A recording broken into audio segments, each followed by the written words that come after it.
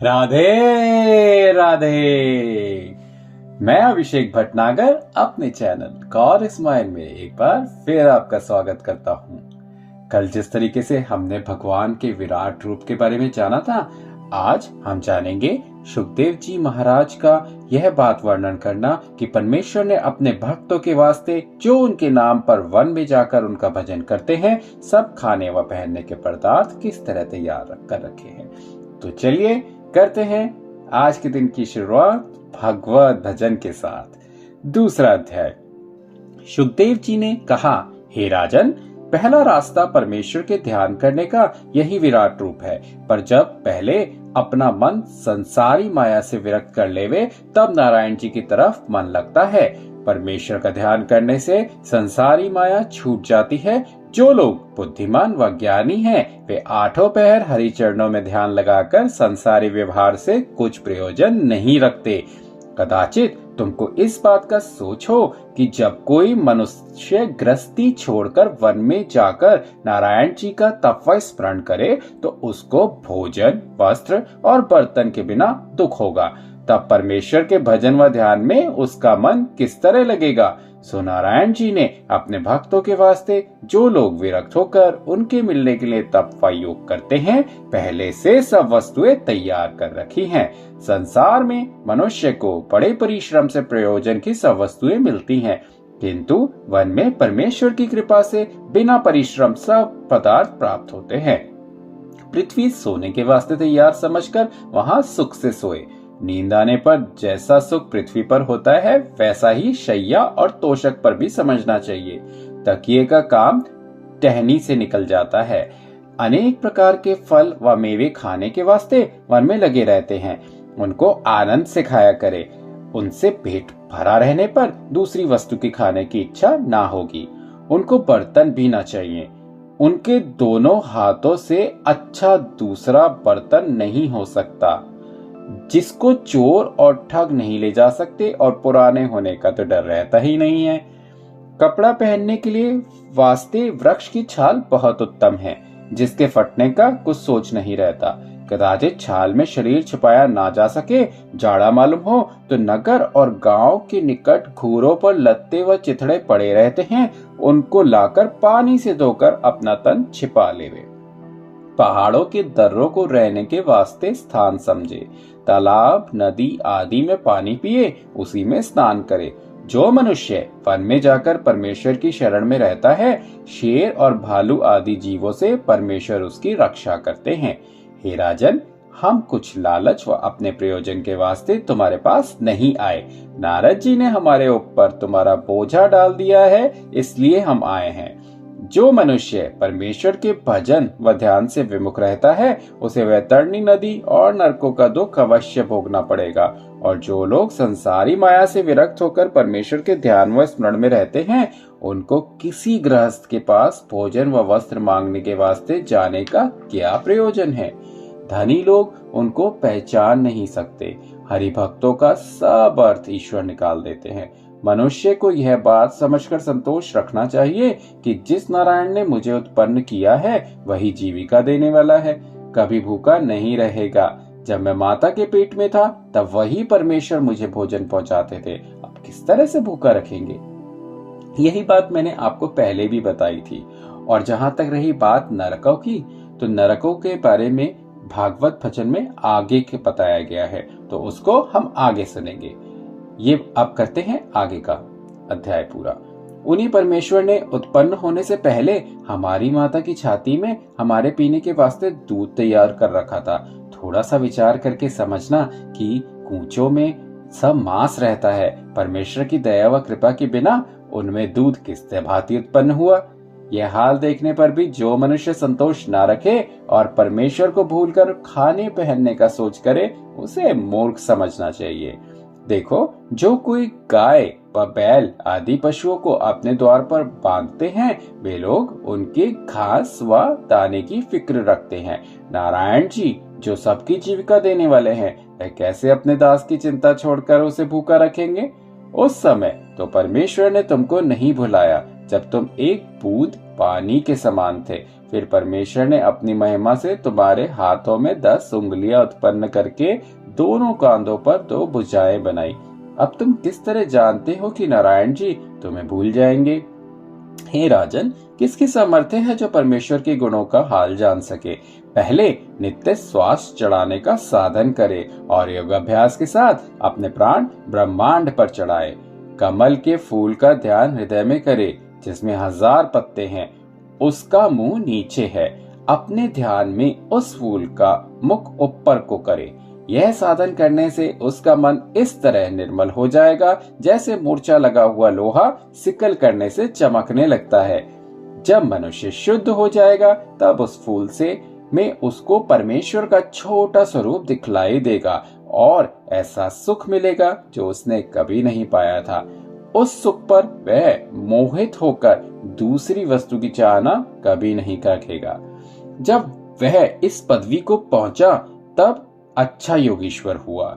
फिर उसको यज्ञ तप आदि कुछ करने का प्रयोजन नहीं रहता। वह परमेश्वर का चमत्कार सब जीवों में एक सा देखकर किसी के साथ शत्रुता व मित्रता नहीं रखता।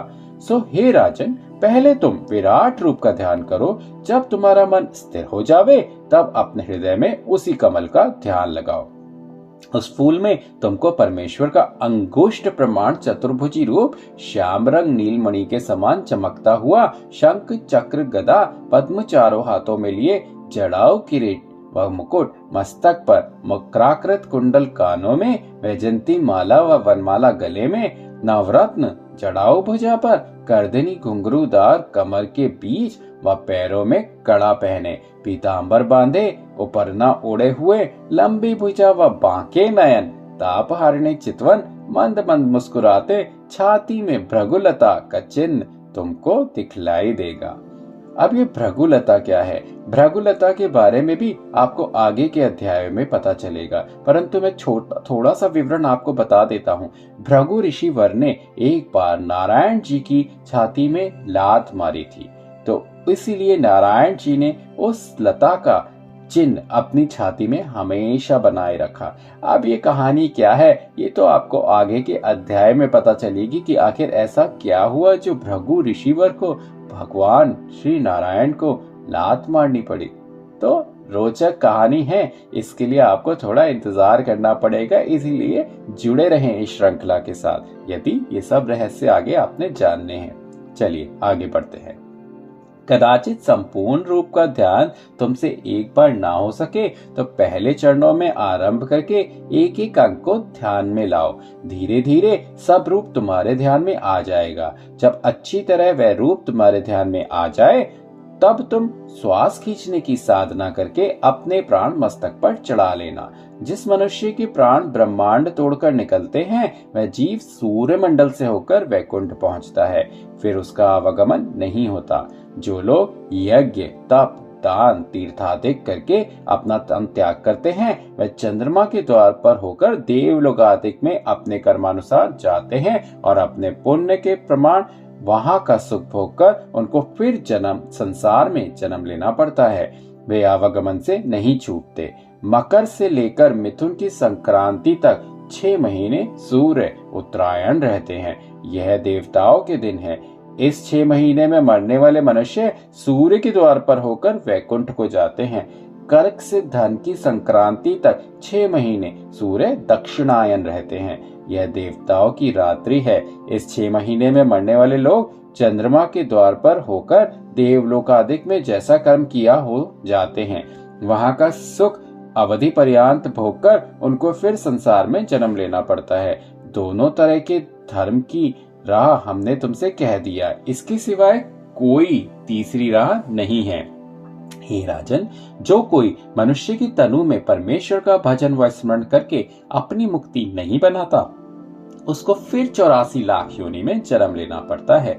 जो कोई इस तनु में परमेश्वर को नहीं पहचानता और अपनी आयु खेल कूद व संसारी माया में फंसकर नष्ट कर देता है, उसकी वह गति समझना चाहिए कि जिस तरह कोई मनुष्य बड़े परिश्रम से ऊंचे पहाड़ पर चढ़ गया, तब उसको अपना मनोरथ मिलने के वास्ते थोड़ा सा परिश्रम रह जाता है, उसी तरह जब जीव ने मनुष्य का तनु पाया तो जानो वह ऊंचे पहाड़ पर चढ़ चुका। कदाचित उसने इस तनु में परमेश्वर का भजन व स्मरण करके अपना काम नहीं संवारा, तो जानो वह उस पहाड़ के से नीचे पृथ्वी पर गिर पड़ा। फिर 84 लाख योनि में जन्म पाकर उस पहाड़ के ऊपर वह तो पहुंच सकता है। जिसने जन्म अपना व्यर्थ खोया, वह मरने के उपरांत मन में बहुत पछताकर कहेगा कि देखो मैंने कैसा बुरा काम किया जो परमेश्वर को नहीं जाना और संसारी माया मोह में लिपटकर नष्ट हुआ। फिर वह बात हाथ से जाती रहेगी। इसलिए मनुष्य को यह ध्यान रखना चाहिए कि प्रतिदिन मेरी आयु क्षीण होकर मृत्यु के दिन निकट चले आते हैं।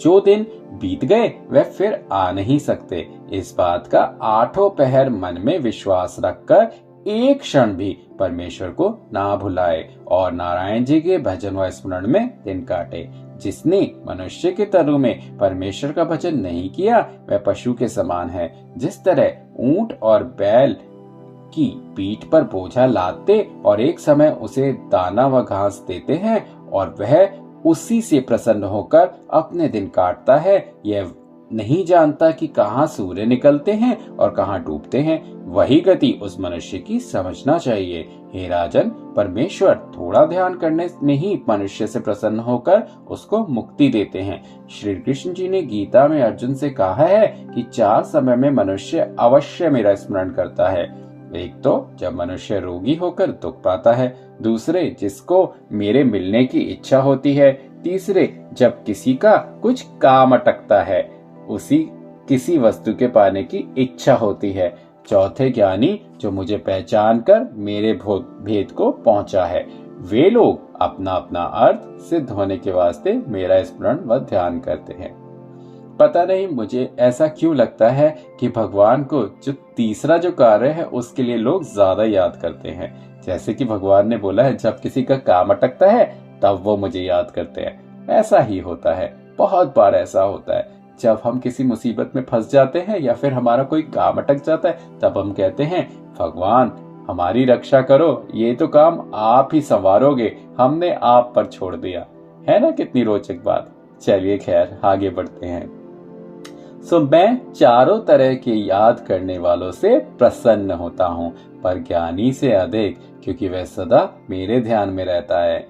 ये परीक्षित, तू मन में कुछ संदेह मत कर, इन 7 दिन में अवश्य तेरी मुक्ति होगी। हम श्रीमद् भागवत की अमृत रूपी कथा कहते हैं, तुम चित्त लगाकर सुनो, भव सागर पार उतर जाओगे। तो यहाँ पे समाप्त होता है हमारा दूसरा अध्याय। कल के अध्याय में हमें सुखदेव जी महाराज यह हाल वर्णन करेंगे कि किस देवता की आराधना करने से कौन सा फल मिलता है। अब ये तो बहुत रोचक बात है। मैं जरूर समझता हूँ कि हर कोई जानना चाहेगा कि यदि हमें ये वस्तु चाहिए तो हम कौन से देवता की पूजा करें। तो ये तो बहुत महत्वपूर्ण अध्याय है, इसको सुनने के लिए कल आपको जरूर आना है। तो चलिए करते हैं अपनी दिनचर्या की शुरुआत राधे राधे के नाम के साथ। और हाँ, यदि किसी ने मेरे चैनल को सब्सक्राइब नहीं किया है तो आज ही कर लें। चलिए नमस्कार, राधे राधे।